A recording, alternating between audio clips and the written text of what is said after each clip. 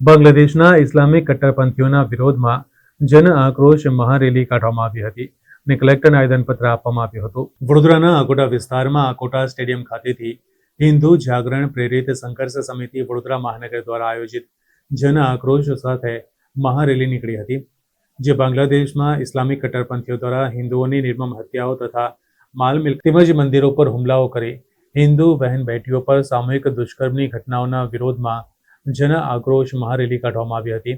સાથે આ મહારેલી કાઢીને કલેક્ટરને આવેદનપત્ર આપવામાં આવ્યું હતું. જે રીતના બાંગ્લાદેશીઓ હિન્દુઓ પર અત્યાચાર કરે છે તે ખોટું છે અને આ રેલીમાં મોટી સંખ્યામાં વડોદરામાંથી લોકો આવ્યા હતા. સ્વામિનારાયણ સંપ્રદાયમાંથી સંતો પણ ઉપસ્થિત રહ્યા હતા. તમામ અલગ અલગ સમાજના લોકો દ્વારા મંગળવારના રોજ રેલી સ્વરૂપે કલેક્ટર કચેરી પહોંચ્યા હતા.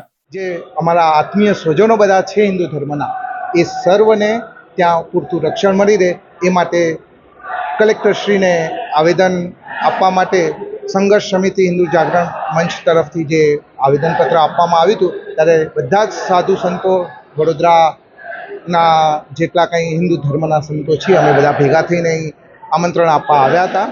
દરેક સમાજના લોકો એટલે અમે જે કે બ્રહ્મ સમાજ, પટેલ સમાજ, વાણિયા પટેલ, બ્રાહ્મણ દરેક સમાજ ભેગા થઈને હવે આવેદનપત્ર આપવા આવ્યા છે. અકોટા સ્ટેડિયમથી અહીંયા રેલી સ્વરૂપે અમે આવ્યા છે અને જય જય શ્રી રામ, જય પરશુરામ અને હિન્દુ એકતાનું નારા કરીને.